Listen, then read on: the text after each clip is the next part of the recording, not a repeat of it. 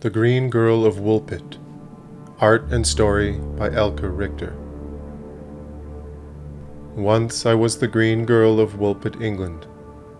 The villagers loved my green brother and I there, for we had a gift that where we walked the green would grow, and what seeds we ate grew under our feet to full bloom in moments.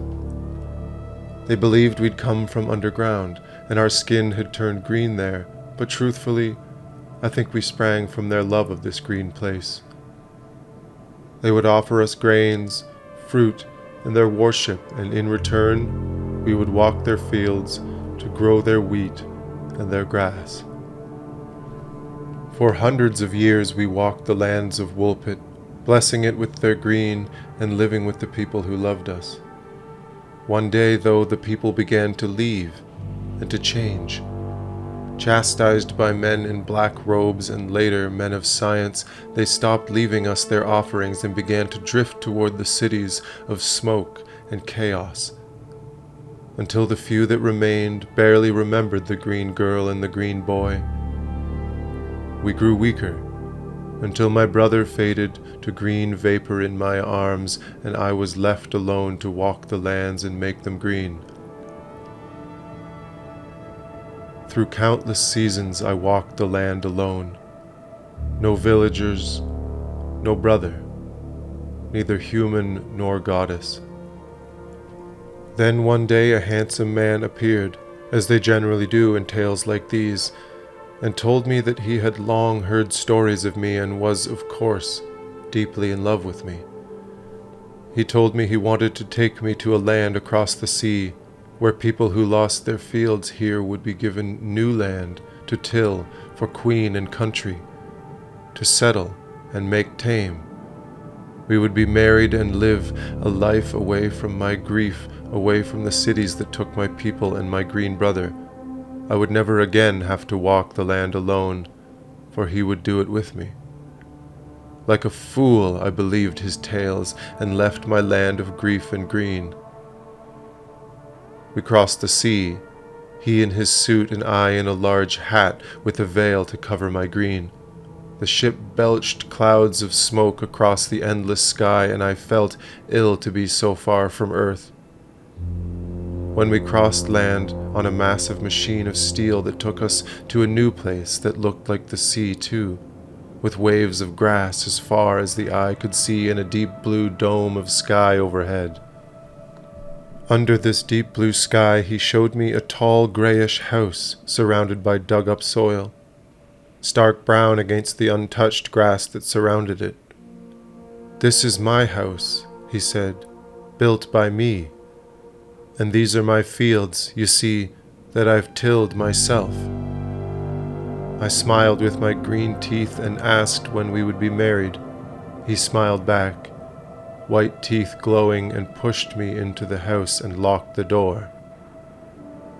On the plain table lay a dish of seed wheat, and from outside I heard him call to me that we would be married when I ate the wheat and made the fields grow. Hours passed, and I sat in the house alone, not touching the wheat before me.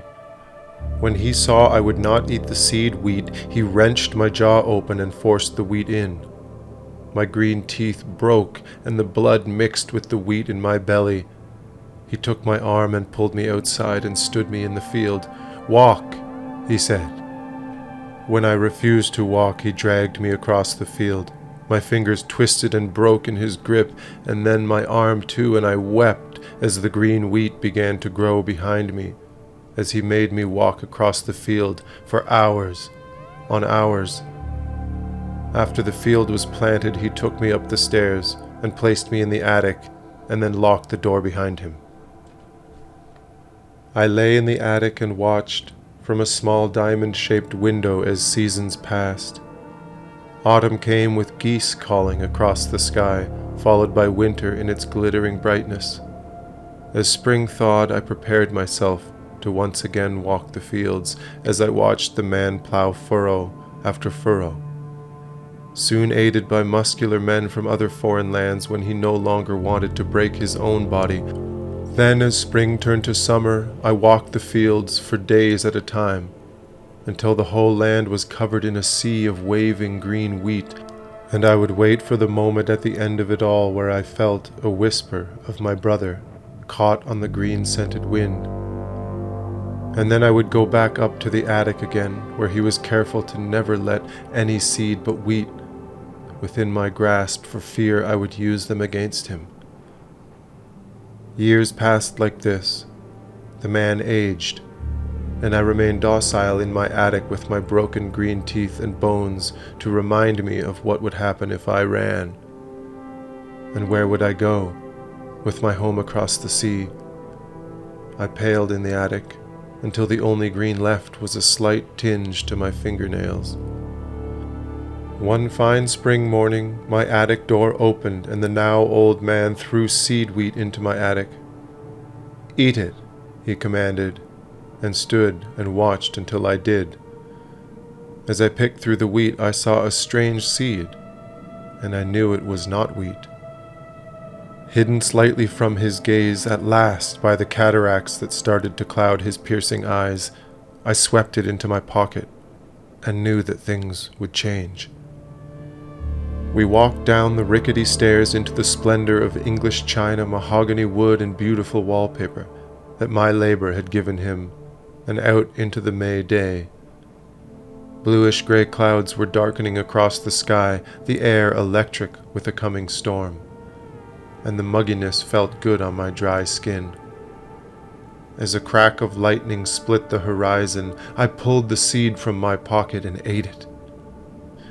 My greenness rejoiced, for it had been starving for something other than wheat, and I felt the seed permeate every green cell of my body. Fingers tingling, I raised my hand in the air as the green finally spread down my fingertips.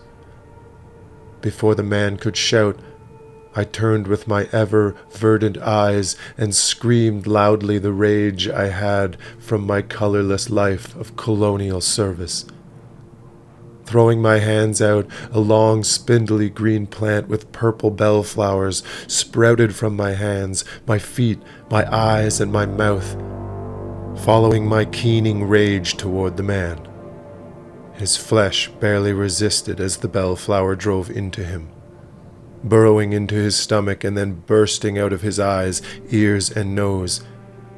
With pleasure I saw his teeth split and fall to the ground, nourishing the soil with his flesh and blood.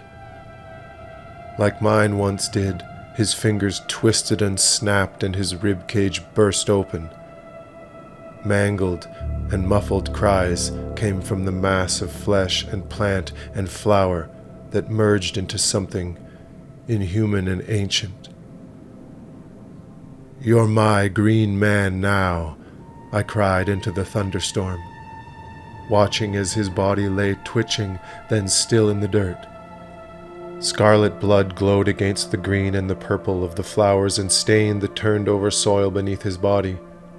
His white bones were eaten by the bellflower, and it continued to spread across the plowed fields, choking the usefulness from them and covering them with their purple and green. I turned to his tall house, now mine, and I let the bellflower take it too.